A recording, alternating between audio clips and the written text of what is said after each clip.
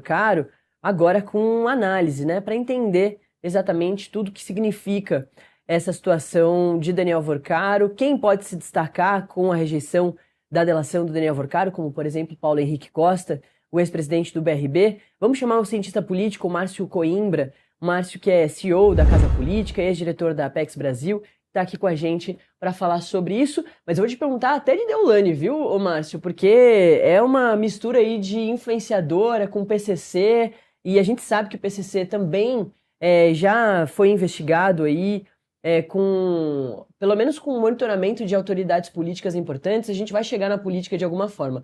Mas vamos começar com o Daniel Vorcaro. Márcio, bom dia, é um prazer te ter aqui. O que que significa isso, ô Márcio? A rejeição da delação do Daniel Vorcaro, principalmente para a comunidade política, que está bastante preocupada com a delação, com tudo que ele pode dizer dessas pessoas todas que estão envolvidas no esquema dele tão capilarizado, né?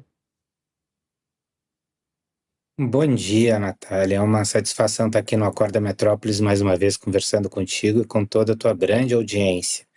Como a Marília trouxe muito bem, o que a gente está vendo aí são aspectos diferentes. O primeiro, qual é o objetivo do Daniel Vorcaro? O objetivo do Daniel Vorcaro é entregar o máximo que ele puder, sem ele também causar prejuízos a si mesmo, e também sem ele levantar suspeitas contra o próprio STF. Então é um equilíbrio muito perigoso e muito difícil de ser alcançado, porque efetivamente nós sabemos que o projeto de corrupção do Daniel Vorcaro, que era bem ecumênico, passa por PT, passa por bolsonarismo, passa pelo Centrão, passa pelo Supremo Tribunal Federal, passa pelo Congresso, pelo Poder Executivo, ou seja, ele é vertical e horizontal, ele atinge Brasília em todos os níveis, em todas as frentes, em todos os poderes. Então, para ele, negociar uma delação premiada, ele precisa ter muita habilidade junto com o advogado dele para conseguir contar histórias que não puxem o fio da meada para outras pessoas que estão envolvidas em tudo isso, como por exemplo o ministro Toffoli. Se ele atingir o ministro Toffoli, ele aí tem um problema com o próprio Supremo Tribunal Federal, que tem que aceitar essa sua delação, né? Aí existe também a PGR, que é a PGR, o ex-sócio do ministro Gilmar Mendes, Paulo Gonet, é o PGR. Ou seja, existe aí digamos, um equilíbrio muito complicado para o Daniel Vorcaro atingir. Além disso, nós temos 9 celulares do Daniel Vorcaro que estão sendo periciados pela Polícia Federal. Isso significa que nem tudo que Vorcaro contar é novidade. E no momento que ele passa a ser seletivo para encontrar o seu objetivo, esse que eu falei, que é um objetivo muito difícil de ser equilibrado, ele acaba trazendo problemas para ele mesmo, porque no final das contas a PF já tem muitas informações que ele provavelmente não trouxe na sua delação. Então, a gente viu que, primeiramente, quem não aceitou essa delação foi a PF, porque a PF tem essas informações. Elas são compartilhadas com o ministro André Mendonça. E elas vão também agora ser avaliadas pela PGR. Então, quer dizer, são muitos atores olhando, muitas informações, muito cruzamento de informações e muitas informações que a PF já tem. Então, Daniel Vorcaro está numa situação bem delicada, sim. Ô Márcio, tem um ponto muito curioso dessa história toda, que são os vazamentos dos áudios todos. Agora a gente fala, né, há uma semana e meia, dos áudios que o Intercept tem tido acesso. São áudios criptografados, ou seja, não é uma mensagem fácil ali, que qualquer pessoa consegue, pegando o celular, resgatar. Aquilo ali foi criptografado. As ferramentas da polícia derrubaram aquele sigilo e conseguiram acessar essas mensagens. Não é um processo simples. Então, é um vazamento. A gente fala sobre vazamento. O Intercept vem recebendo essas mensagens. Não recebeu só mensagens de Flávio Bolsonaro com o Daniel Vorcaro, cobrando ali, implorando para o Daniel Vorcaro dar milhões de reais para o filme do pai dele, mas também do Mário Frias, os dois ali utilizando a expressão meu irmão para chamar o Daniel Vorcaro, e o Mário Frias já agradecendo aquilo, todo o apoio, a ajuda do Daniel Vorcaro. Mas a gente não teve só vazamento desses áudios chegando às eleições de 2026, chegando a um pré-candidato à presidência da República. Mas a gente teve vazamentos de mensagens do Daniel Vorcaro com a noiva, algumas que eram apenas de cunho pessoal, que não tinham nada a ver com a operação Compliance Zero, e outras que também foram utilizadas ali pela polícia dentro da investigação, que colocavam Daniel Vorcaro usando a noiva ali para mostrar o tamanho da agenda dele, o quanto ele era influenciava as pessoas, né? Muito bem relacionado com o ministro, com o senador, no caso do Ciro Nogueira. Enfim, queria que a gente falasse sobre os vazamentos, porque num primeiro momento tem até um entendimento de bastidor de que é o próprio Daniel Vorcaro que está fazendo esse lançamento aí seletivo. Os advogados agora no caso, né, já que ele está preso.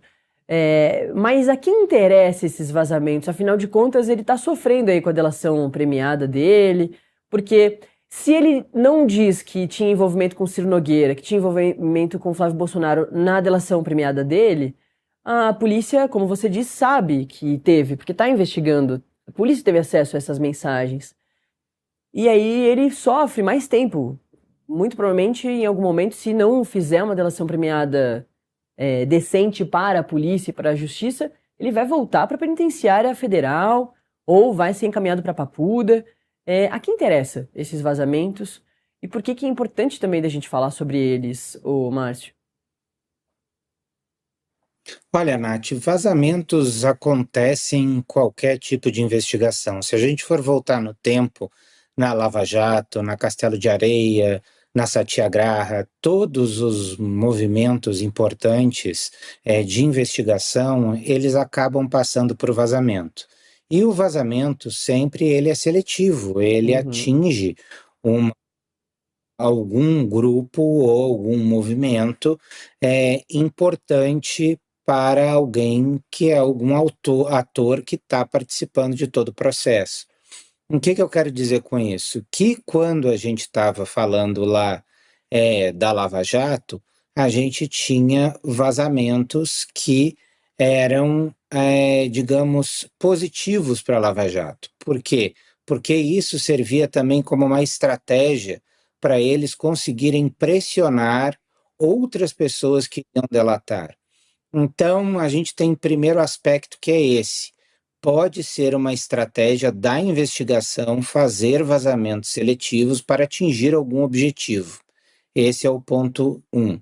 O ponto 2 é que nós sabemos que existem grupos políticos dentro da Polícia Federal e que muitas vezes alguns vazamentos que ocorrem dentro da Polícia Federal, eles têm esse viés político, ele tem o viés de querer defender um lado, atacando algum outro lado. Agora, é um equilíbrio muito tênue saber até onde a estratégia da investigação, fazer vazamentos seletivos, e até onde é um vazamento criminoso da investigação, porque eles não estão conseguindo manter o controle de todo o material que eles receberam. Então é complicado a gente dizer isso, até porque a gente não quer apontar o dedo a um lado nem o outro, porque a gente não conhece como essas investigações estão ocorrendo, mas por experiência a gente entende de que sempre acontecem esses dois movimentos. Um é a politização de quem está investigando. Uhum. Então eles fazem vazamentos, mas também pode ser uma boa estratégia da investigação vazar para também criar elementos de pressão, criar elementos de força em cima de outras pessoas que podem delatar, ou em cima, inclusive, do próprio Daniel Vorcaro, para ele ver até que ponto a Polícia Federal já chegou no escrutínio dos seus telefones, o que Uhum. faria com que ele a sua proposta de delação. Podem ser todos estes caminhos, né? Então a gente precisa só avaliar com o tempo e ver qual deles é realmente a verdade, se é que um dia a gente vai descobrir, mas que existem vazamentos em todo tipo de investigação, isso é um fato. Márcio, é um ponto importante de retomar, né? A Lava Jato ficou conhecida como Vaza Jato e foi dos pontos mais polêmicos, né, da história toda ali da operação. E até a Lava Jato tinha sido a maior dessas operações. Agora, com a Compliance Zero, a gente percebe que o esquema criminoso tá cada vez mais elaborado. Acho que os vazamentos também mostram o tamanho da atividade criminosa do Daniel Vorcaro, o tamanho dos relacionamentos dele, né? A questão aí dos áudios do Intercept mostra um envolvimento dele com a cultura, né? Com um filme, com cinema. Isso, a gente não tinha falado sobre isso ainda. O Daniel Vorcaro tinha um envolvimento com vários estados, utilizando ali vários estados colocando os fundos de pensão para renderem mais em créditos, comprando créditos do Banco Master ou de outras instituições financeiras ligadas ao Banco Master. Dessas instituições tem a REAG, que também está sendo investigada na Carbono Oculto, com relacionamento com o PCC em São Paulo. Enfim, uma ramificação gigantesca agora nessa última fase da Compliance Zero. Tem jogo do bicho, tem miliciano, enfim, é uma capilaridade gigantesca, mas a questão dos áudios com o Flávio Bolsonaro colocou o Daniel Vorcaro se envolvendo com cultura, com cinema. Então acho que também os vazamentos mostram para a opinião pública o tamanho da atividade criminosa, até onde o Daniel Vorcaro vai ou não, né? A gente não consegue nem entender até onde vai, mas sabe que vai muito longe. Ô, Márcio, antes da gente acrescentar mais alguns pontos nessa história toda, eu queria falar dessa outra figura da Compliance Zero que está presa, que é o Paulo Henrique Costa, que está ali numa corrida contra o tempo para conseguir também fazer a delação premiada, inclusive antes do Daniel Vorcaro.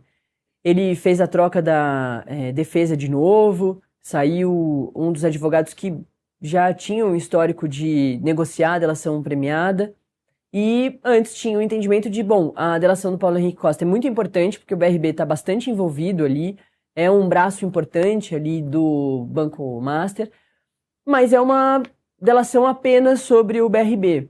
E a do Daniel Vorcaro é gigantesca. O Paulo Henrique Costa se beneficia com essa rejeição da delação do Daniel Vorcaro, o Márcio? Sem dúvida alguma, Nath, porque são fatos que conversam entre si, né? Mas é importante notar que o Paulo Henrique Costa, ele não vai pela mesma direção do Vorcaro. Ele não vai diretamente à mesma teia, porque a teia do Vorcaro, ela inclui o Paulo Henrique Costa e centenas de outras pessoas, né?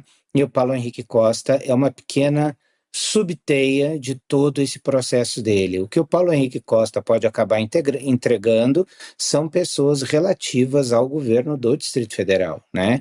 E aí se especula muito em relação ao governador Ibanez Rocha e seus principais assessores, as pessoas que estavam mais próximas a ele, que estavam envolvidas com a questão do BRB. Então, eu acredito que se o Paulo Henrique Costa tem alguma coisa a adicionar, é relativo ao BRB, é relativo ao governador Ibanez e diversas outras pessoas que estão na órbita de poder juntamente com Ibanez Rocha, relativo ao BRB. E ao Daniel Vorcaro caberia digamos, uma ramificação muito maior, porque o que a gente não pode esquecer é que quando a gente fala do Daniel Vorcaro e quando a gente fala de REAG, quando a gente fala de lavagem de dinheiro para grupos como o PCC e o Comando Vermelho, a gente está falando da infiltração do crime organizado na política. E o que eu quero dizer com isso? O crime organizado, Nath, ele não é organizado porque ele tem secretaria, organização, financeiro. Crime organizado, na definição do termo, significa o crime infiltrado nas redes do Estado. O crime é organizado quando ele tem infiltração, quando ele está atuando por dentro no judiciário, infiltrado no poder executivo, no legislativo, e nós sabemos que o crime organizado, ele realmente tem essa característica de definição sua clássica em voga no Brasil, uma vez que os grupos preparam jovens para fazer concursos públicos para se tornarem juízes, promotores de justiça, uma vez que eles financiam campanhas de deputados, de senadores, de vereadores, uma vez que o crime controla prefeituras em centenas de cidades do país, especialmente no Nordeste. Ou seja, o crime ele está infiltrado no seio do Estado. E é isso que significa que é o crime organizado. E quando você tem isso, você precisa lavar esses recursos. E o Master foi uma grande lavanderia desses recursos, fazendo, então, o diálogo entre os políticos do crime organizado, ligados ao crime organizado, e as facções de crime organizado estruturadas no Brasil. Eu acho que essa é a principal ponte que envolve o Daniel Vorcaro, porque, afinal de contas, ele é o elo que fazia a ponte entre a política e o crime, aonde o crime se tornava infiltrado no Estado. E ele lavando dinheiro para toda essa turma, é aí que ele se torna alguém importante. Deve ter, juntamente com tudo isso, financiamento de campanha, repasse para políticos, que pode ser por intermédio de ações culturais, como a gente viu em relação ao Flávio Bolsonaro, se isso ficar comprovado, ou outras formas de financiamento paralelo que podem acontecer também para campanhas eleitorais, usando outras formas, institutos, utilizando emendas parlamentares, ou seja, tudo isso está muito interligado. O problema é que o crime organizado ele se infiltrou a ponto de chegar ao Supremo Tribunal Federal, como a gente viu, afinal de contas, existia uma relação entre a REAG, o ministro Toffoli, passando pelo Daniel Vorcaro, e isso comprova que a infiltração de recursos do crime no Poder Judiciário, na sua mais alta cúpula. Então, a gente vê também que ele, o Daniel Vorcaro, que lavava dinheiro para o crime organizado, também pagava ex-ministros da Fazenda, ex-ministros do Supremo, escritório da esposa de outro ministro do Supremo, ministro da Justiça. Ou seja, é difícil a gente não entender que a gente está diante de um esquema organizado, de que o crime está infiltrado no Estado e financiando financiando interesses do crime dentro dos órgãos do Estado. É uma espécie, como já se falou muito em vários artigos e obras no Brasil, é a mexicanização do Brasil. O México passou por isso, né? Que é a infiltração a ponto de o Estado não mais se reconhecer, a ponto dele ser capturado completamente pelo crime organizado. E aí você não tem mais saída. Infelizmente isso aconteceu no México, e eu acho que a gente está a passos largos para, no Brasil, a gente seguir esse mesmo caminho por tudo que vem sendo revelado até agora. Márcio, a entrevista está sendo muito esclarecedora. Acho que essa sua resposta é muito importante. E também a outra ali sobre os vazamentos, né? Mesmo que a gente ainda não saiba nada sobre os vazamentos do Daniel Vorcaro, eu acho que foi muito importante de você trazer a discussão do qual é a importância realmente da gente ficar atento a isso, a quais são as intenções por trás dos vazamentos. E você fez a comparação ali com a Lava Jato, que já faz muito tempo, então dá para a gente se distanciar e entender melhor o tamanho ali dessa questão. E agora trouxe o quanto a coisa toda do Banco Master já muito inicialmente já mostrava uma crise institucional, né? Uma crise também política. O envolvimento do Daniel Vorcaro já logo lá no comecinho com os três poderes, historicamente, em anos de atuação criminosa, traria mesmo essa desconfiança, inclusive da população, que já é muito forte e se reforça com todo o caso do Daniel Vorcaro, né? A gente, no Rio de Janeiro, fala muito sobre o envolvimento ali, né, da milícia, chegando ao legislativo, ao jogo do bicho e tudo mais. Também fala em São Paulo com os postos de combustíveis, com o PCC, com a Faria Lima, também a partir lá da Operação Carbono Oculto. E o Daniel Worcaro, ele vem com essa cara, né, de empresário, com essa cara da Faria Lima, que as pessoas vão olhar por último. Então, acho que também esse é um elemento interessante da história toda do Daniel Worcaro, do quanto essa gente passa despercebida. Despercebida no sentido de, você não chuta que é um criminoso, né? Como alguém do PCC, como alguém do Comando Vermelho, mas o que você está trazendo pra gente é que o Daniel Worcaro é tão perigoso, né? Quanto, claro, se comprovado tudo que a polícia está levantando de prova e tudo mais, quanto um Marcola, quanto um líder do Marcinho VP, do Comando Vermelho, enfim, que ele também faz parte de uma comunidade criminosa muito importante que está entrando na política cada vez mais forte, os três poderes. Márcio, eu vou chamar a nossa repórter aqui para trazer mais informações sobre tudo isso que a gente está falando e para ouvir também as suas análises, para além de Daniel Worcaro, mas essa crise na pré-campanha do Flávio Bolsonaro ganhou um novo capítulo nessa quarta-feira. Após o desgaste provocado pelo vazamento dos áudios envolvendo o banqueiro Daniel Worcaro e o financiamento do filme sobre o Jair Bolsonaro, o marqueteiro Marcelo Lopes, conhecido como Marcelão, decidiu deixar o comando da comunicação da campanha. Em meio à tentativa de conter a crise, o presidente do PL, o Valdemar Costa Neto, também entrou em campo para negar qualquer movimento do partido para testar a resistência do nome de Flávio na disputa presidencial. Quem vai trazer os detalhes é a Marília Ribeiro.